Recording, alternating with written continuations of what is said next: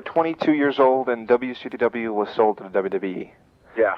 Now, what are you thinking, being a young wrestler who's just finally tasted a little bit of TV fame, and all of a sudden the company you're working for is sold off to the other company? It was scary, and it was a bitter pill, because it was scary in the fact that, you know, I was working for this company, and I just got on TV. You know, it was an adrenaline rush. It was a high. You know, it was on TV. You know, 21, 22 years old, you're on TV. I mean, that does wonders for your ego. You know, Exactly right. And it was scary, and then I didn't know if they were going to buy my contract out. You know, and then I got the call that they did buy it out, but then it was a bitter pill because, you know, I learned everything backwards.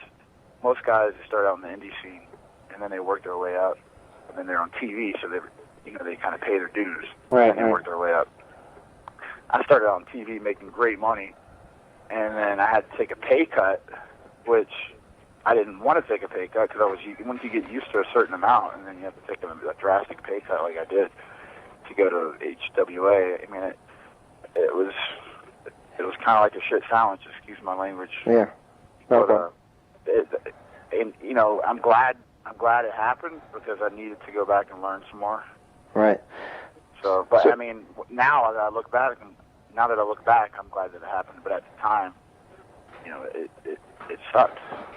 Right. But I was lucky that I was one of the guys that they had wanted to invest money in and bring me up. You know. Right.